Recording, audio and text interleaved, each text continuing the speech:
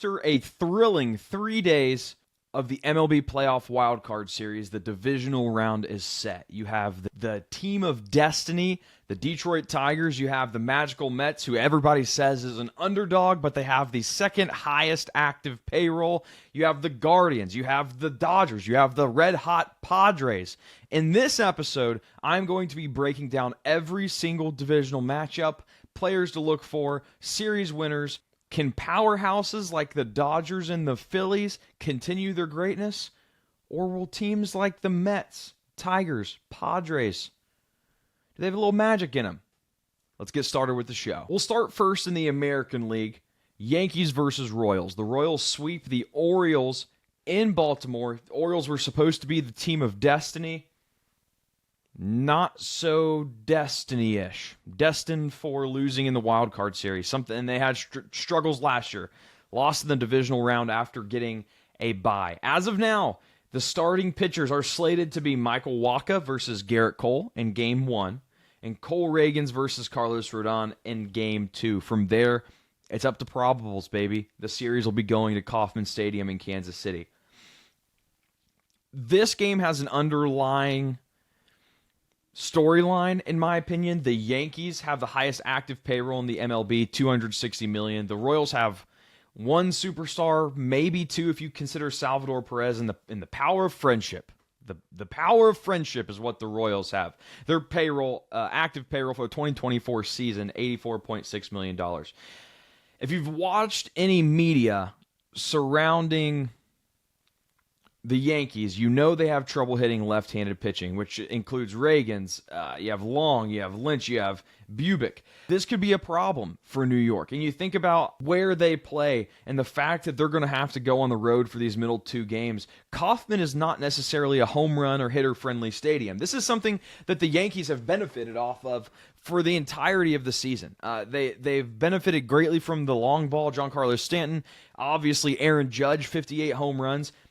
If he was to play every single game this year at Kauffman Stadium, he would have 45 home runs. He would have 13 less home runs than he has now playing at Kauffman. Playing the two games at Kauffman could neutralize the offensive threat that Judge has. Kansas City just has to win one of the first two at Yankee Stadium. And from there, I truly believe the Royals can take the two games they have in the middle at home, and the Royals find themselves winning this series. The Yankees offensively are stacked heavy at the top. You obviously have Soto, you have Giancarlo Stanton, you have Judge.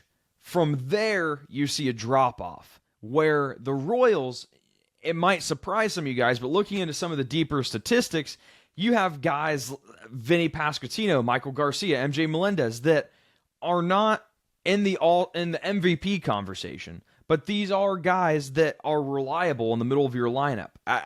The Royals, top to bottom, are deeper than the Yankees. Not to mention the Yankees are dealing with, Anthony Rizzo, is he going to be ready? Are we going to have Ben Rice? Are we doing Jason Dominguez or Alex Verdugo in left field? There's a lot less to worry about with this Royals team. The Royals have a much better strikeout rate. More guys with over 40% hard hit rate offensively. The Royals will take games 2, 3, and 4, and that will be all they need. They need to take one of those first games. They can win both of their games at Kauffman. I'm going the Royals to win this series for all the reasons I said. The power of friendship is going to come out on top here. Now we'll go to the second matchup in the American League in the ALDS. It is the Guardians versus the Tigers. The Tigers swept the Houston Astros in Houston and find themselves playing the Guardians in the American League Divisional Series. When you look at these two teams, and this is going to be a point throughout the video, is payroll. I love pointing out the fact that these small market teams with low payrolls are making it. I said the Yankees have payroll of $260 million, $280 million. Combined, the Tigers and the Guardians' active payroll, $84 million. The Tigers sold at the deadline. The Tigers didn't even think they had playoff hopes, and they find themselves here. Obviously, have looked great the last part of the season. Ever since June, really. They were 9 games below 500, and nobody thought they were going to be in the playoffs. Obviously, for the Tigers, there's a huge pitching question. You have Tariq Skubal, and then from there, it's who you're going to start. Are you going to go bullpen games until Skubal's ready to go again? The Tigers have been able to chalk down Tariq Skubal starts as wins, right? He's just that good of a pitcher. But Cleveland hits lefties a lot better than they hit righties, right?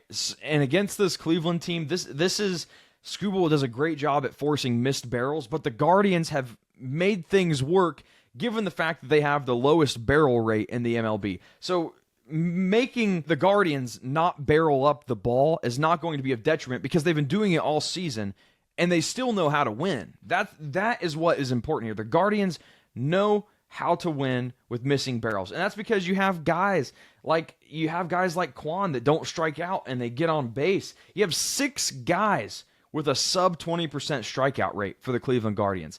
I love what the Tigers are doing, but the pitching is a huge question. They're going to be forced to throw bullpen games. I like the Guardians here. I like the Guardians to take this series 3-1. Now, moving over to the National League. The Mets were the only team to force a Game 3 in their wild card series. It was a great series against the Brewers. Pete Alonso. You have allegedly Devin Williams was tipping pitches the way he was putting his hand in his glove. John Boy broke it down. But the Mets find themselves playing a divisional rival here in the Phillies. The main takeaway I had from this matchup is both of these teams mash the opposing team's starting pitching. Both are around league average in a lot of offensive StatCast metrics. But the difference here is the Mets bullpen. I do not trust the Mets bullpen as much as I trust the Phillies, and that is kind of shocking to say because the Phillies aren't necessarily known for their bullpen this year. Worth noting, both of these teams have the second and third highest active payrolls, behind obviously the New York Yankees, which is always fun to note. They both crushed the opposing team's starting pitching. I'm taking the Phillies to advance because I have worries about the Mets bullpen. I actually am taking the Phillies to sweep the Mets in the National League Divisional Series. In the last series we're going to cover, probably one of the more fun ones because I know we touched on Mets and Phillies being within the division, but the Dodgers-Padres series is as well. But I think these are two teams that are top-notch World Series contenders. The one concern I've had with the Los Angeles Dodgers coming into the playoffs is their rotation. So they're going Yamamoto and Flaherty to start first 2 games. But then from there, where do you go? Do you throw Yamamoto again on short rest? Because they will have an off day.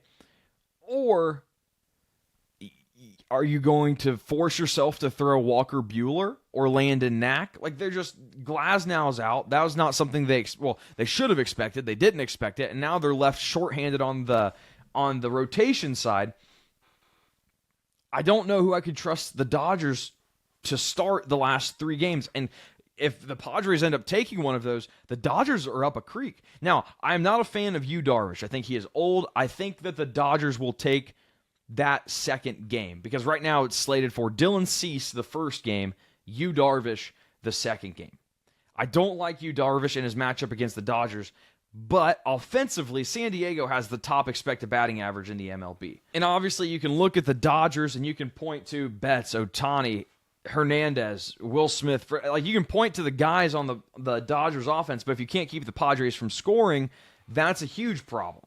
Padres have guys like Arias at the top of the lineup that don't strike out, that get on base, and then you have a lineup, Tatis, Merrill, who should be the National League Rookie of the Year, Jerkson Profar, Manny Machado, who can mash the ball. I mean, they have been mashing the ball this year. The Padres, in addition to having the highest expected batting average, they have the highest batting average in the MLB. The Padres will find ways to manufacture runs, and I think the Padres will take this series against the Dodgers in 4. They lose the Yu Darvish start. That's going to be the problem for them. But I think the Padres move on in 4. Guys, thank you for watching this very short divisional series preview. If you haven't checked out our full playoff preview, check out the video. We're going to say it's going to be right here. If you like football, please check out our football content. There's plenty on the page. I'm going to put our NFL preview right here for Week 5. And thank you guys for watching. Like, subscribe, follow us on Twitter, X. Thank you, and tune in next time.